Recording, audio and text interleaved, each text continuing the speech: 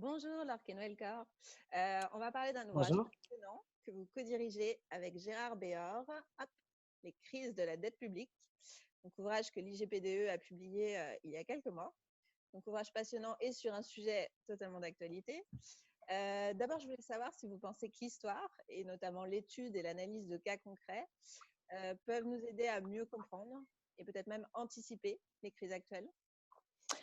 Merci de votre invitation à cette interview, effectivement, qui est tout à fait bienvenue en cette période de crise sanitaire, mais qui annonce malheureusement aussi des crises de finances publiques et donc, a fortiori, de crises de dette publique. Alors, faire appel à l'histoire pour essayer de comprendre l'actualité, les crises actuelles, certes, c'est quelque chose, effectivement, que l'historien apprécie tout à fait. C'est une mise en perspective tout à fait utile parce qu'il existe souvent des éléments similaires qui se sont dans l'histoire, aussi bien dans les causes que dans les effets, que dans les remèdes, qui peuvent aider à réfléchir sur le temps présent et à faire peut-être aussi une aide à la décision pour les décideurs politiques. Je dirais que pour autant non plus, il faut quand même pas, il faut se garder des amalgames faciles et des rapprochements hâtifs. Parce que, voilà, souvent, on voit souvent passer dans les médias ou même chez certains collègues économistes, des rapprochements qui ne prennent pas en compte la contextualisation. Et c'est très important et les historiens attachent beaucoup d'importance à cette démarche empirique qui permet donc de cerner les contextes dans lesquels se sont déroulées les crises, que ce soit des contextes de pays ou des contextes historiques. Et ça permet également d'éviter pour nous les anachronismes qui, pour nous, est le péché majeur. C'est voilà, de plaquer des réalités actuelles sur les temps passés. Voilà, donc c'est une réponse en deux temps pour aider à comprendre, bien sûr, mais en faisant très attention, justement. Et c'est pour ça que nous avons privilégié d'exposer dans ce livre des expériences historiques et en essayant d'en trouver les points communs, trouver des passerelles entre elles et des explications plus générales, mais en faisant extrêmement attention et en étant très rigoureux. Voilà. Alors, justement, dans ce livre, ce qui est intéressant aussi, c'est que vous analysez des cas dans le monde entier. Est-ce qu'on peut parler de culture de la dette publique dans certains pays? Et est-ce que certains pays s'en sortent particulièrement bien? Est-ce qu'il y a des bons élèves dont on pourrait s'inspirer? Alors, c'est effectivement un des enseignements intéressants du livre, qui part du XVIIIe siècle jusqu'à pratiquement le début du XXIe siècle. Et donc, il y a eu des études qui ont été faites sur la longue durée, notamment sur l'Espagne et l'Italie, par exemple, qui montrent que ces pays ont effectivement un rapport à la dette publique euh, qui est extrêmement complexe, c'est-à-dire qu'ils ont souvent des crises de la dette, des crises de surendettement qui surviennent en dehors des épisodes de guerre et de conflits qui ont amené dans chaque pays beaucoup de déficits budgétaires et de crises de dette. Mais certains pays ont réussi à surmonter au bout de quelques années, voire une ou deux décennies, ces problèmes de dette publique et d'autres non. Ils sont retombés dans les crises de la dette. Donc effectivement, on peut dire qu'il y a des pays qui ont une certaine forme de culture de dette, je dirais.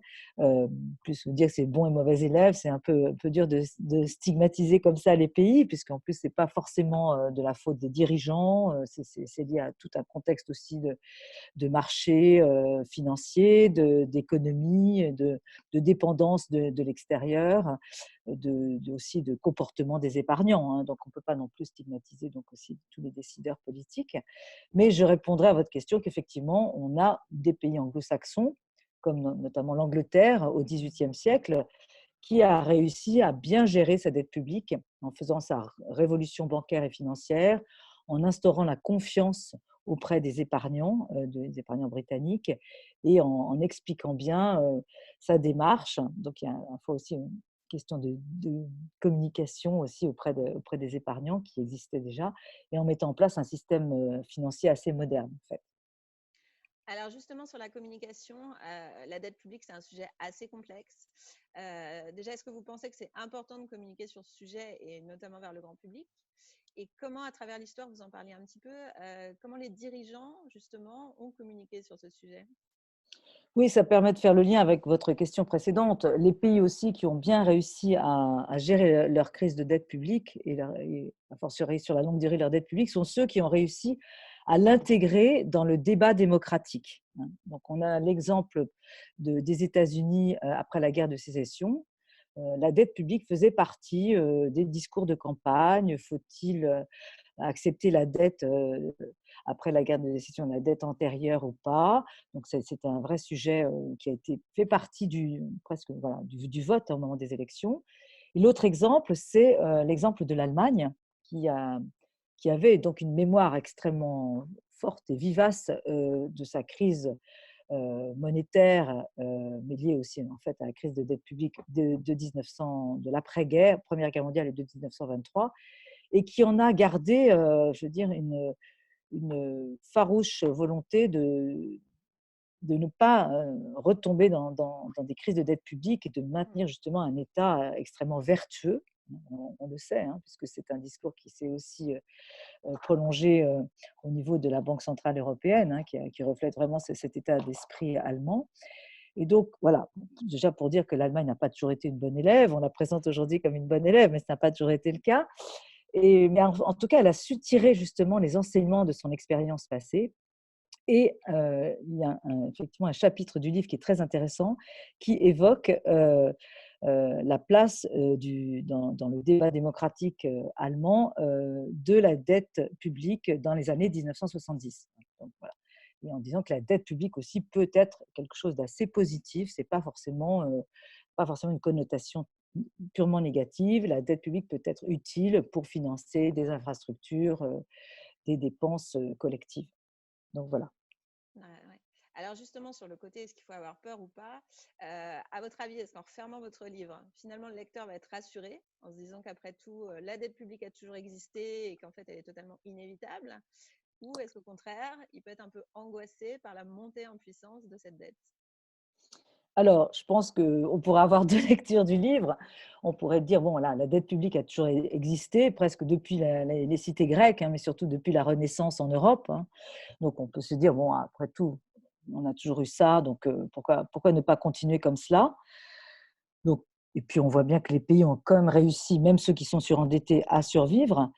Maintenant, le contexte actuel est quand même totalement différent. D'abord, on a des niveaux d'endettement qui n'ont jamais été atteints en termes de pourcentage du PNB. On n'a jamais eu ces niveaux de plus de 100% ou proche de 100%. Ou quand on les a eus, ça a été limité dans le temps. Euh, Là, ce qui est un peu problématique, notamment en Europe, c'est que les pourcentages qui frisent les 100% sont maintenus pendant plusieurs années, voire plusieurs décennies. Donc, il y a le côté un peu irréversible qui apparaît. Donc ça, c'est la première réponse. Et l'autre réponse aussi qui est importante, c'est tout dépend aussi du type de dette, hein, du type d'endettement, parce on a des dettes qui sont plus ou moins à court ou long terme, hein. Donc la maturité de la dette est importante, hein. Quand vous avez une dette flottante qu'il faut renouveler tous les 3 mois, ça crée beaucoup de défiance et d'incertitude, aussi bien du côté des épargnants que du côté des marchés financiers et des banques. Donc ça, c'est vraiment un élément important. Il y a aussi le fait de savoir si la dette publique d'un pays est détenue par ses propres épargnants nationaux ou par des marchés financiers internationaux à caractère plus ou moins spéculatif, hein. Donc c'est là la différence, par exemple, avec le Japon, hein, qui a un endettement bien supérieur à 100%, mais qui n'inquiète pas parce que ce sont en majorité les épargnants nationaux qui détiennent cette dette et donc ils ont une confiance dans le gouvernement et ils vont renouveler leur confiance à travers le rachat progressif de dettes. Donc voilà, ma réponse, elle est une fois de plus en plusieurs temps, mais donc voilà. Et puis il y a aussi des remèdes, hein, qui ont été utilisés dans le passé. L'inflation, la croissance, les annulations partielles de dettes, des consolidations. Donc voilà, il faut pas être entièrement négatif sur la dette, mais en même temps, je pense qu'il faut qu'en France, en tout cas, on ait un débat beaucoup plus concret et courageux sur le niveau de dette publique pour que ça soit accepté et que ça puisse justement se résoudre de cette manière. D'accord, mais c'était très clair. Merci beaucoup, Laure, pour cet éclairage et je vous dis à bientôt. Merci à vous. À bientôt.